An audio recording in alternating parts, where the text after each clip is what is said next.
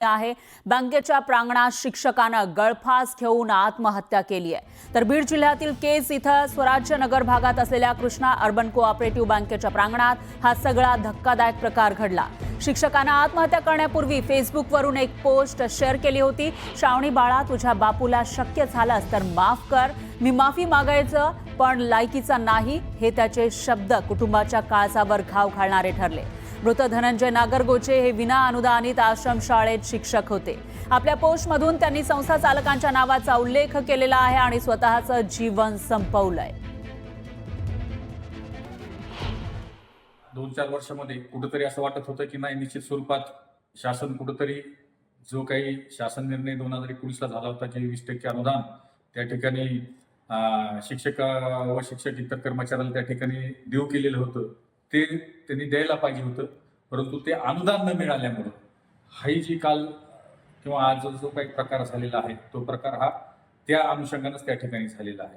कारण की हे जे या ठिकाणी 15-16 वर्षापासून काम करीत असलेले शिक्षक असतील किंवा शिक्षक इतर कर्मचारी असतील, हे आता सध्या फार म्हणजे उदासीन झालेले आहेत।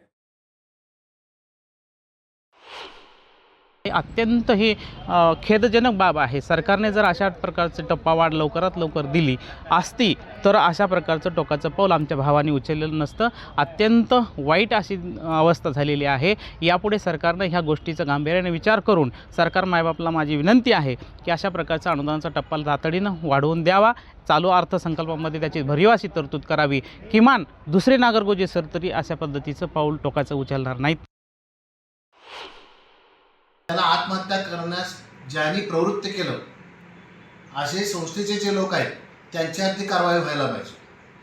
कारण शेतकऱ्यापाठोपाठ आता शिक्षक आत्महत्या करायला सुरू केलेली आहे। जर एवढं शिकून देखील जर नोकऱ्या मिळत नसतील आणि नोकऱ्या मिळाल्यानंतर जर त्यांना वेतन मिळत नसेल तर ह्या शिक्षकांनी जगायचं कसं? तर ज्या विना अनुदानित आश्रमशाळेतील शिक्षकांना आपलं जीवन संपवलेलं आहे, अशाच विना अनुदानित निवासी आश्रमशाळांचं वास्तव नेमकं काय आहे ते आपण बघूयात ग्राफिक्सच्या माध्यमातून। विना अनुदानित अशा या आश्रमशाळा आहेत, निवासी आश्रमशाळा। त्याच्यामध्ये 2004 मध्ये निवासी आश्रमशाळेला सुरुवात झालेली होती, म्हणजेच 20 वर्षांपूर्वी 20-21 वर्षांपूर्वी 2006 मध्ये राज्य सरकारकडून या आश्रमशाळेला मान्यता देण्यात आलेली होती।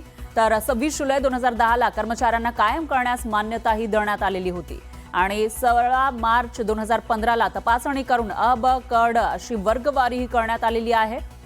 आणि राज्यातील एकूण 322 शाळांपैकी अनुदानाला 165 शाळा या पात्र ठरल्यात। तर बीड जिल्ह्यामध्ये 19 शाळांपैकी 15 शाळा अनुदानास पात्र ठरल्यात। आणि फडणवीस सरकारमध्ये 8 मार्च 2019 ला त्याविषयीचा शासन निर्णय जारी झालेला होता।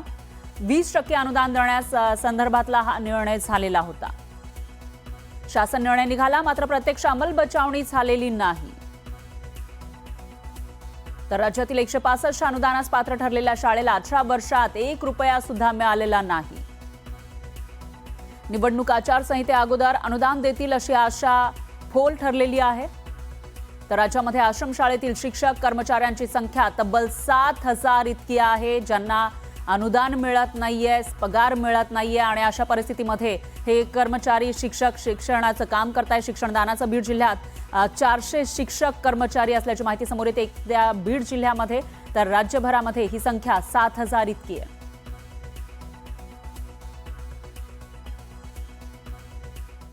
दरम्यान बापानं शेवटी आपल्या लेकीसाठी नेमकी काय पोस्ट शेअर केली होती तेही बघूया।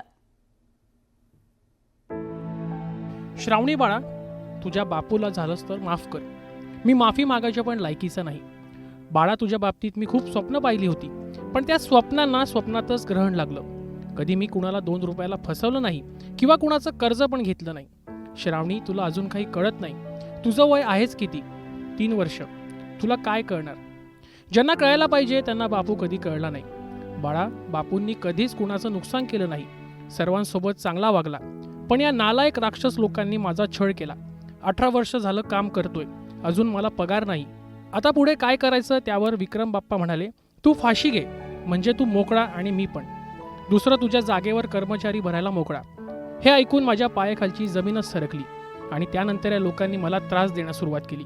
श्रावणी बाळा, हे सर्व राक्षस आहेत। या राक्षसामुळेच मी तुझ्यापासून दूर जातोय।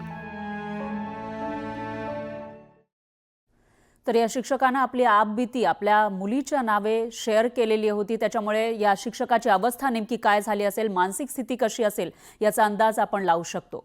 बीडमधील शिक्षक धनंजय नागरगोजे यांच्या आत्महत्येचे राज्यभर पडसाद उमटायला सुरुवात झाली आहे. आत्महत्येला जबाबदार असणाऱ्यांचा शासनानं शोध घेऊन त्यांच्यावर खटला चालवावा अशी मागणी महाराष्ट्र राज्य शिक्षण संस्था महामंडळाचे उपाध्यक्ष अशोक थोरात यांनी केली आहे. त्याचबरोबर शासन शिक्षण व्यवस्थेबाबत उदासीन असल्याचं सुद्धा थोरात म्हणाले. महाराष्ट्र राज्याचे शिक्षण महामंडळाचे उपाध्यक्ष अशोकराव थोरात आपल्यासोबत आहेत. भाऊ, बीडमध्ये अत्यंत शिक्षण क्षेत्रामध्ये सुन्न करणारी घटना घडलेली आहे. धनंजय नागरगोजे यांनी काल आत्महत्या केलेली आहे. विना अनुदानित शाळेतील हा शिक्षक. काय सांगाल, काय वाटतं? बीड जिल्ह्यातील केज तालुक्यामधील धनंजय नागरगोजे यांनी आत्महत्या केल्याची बातमी समजली. अत्यंत वेदना झाल्या.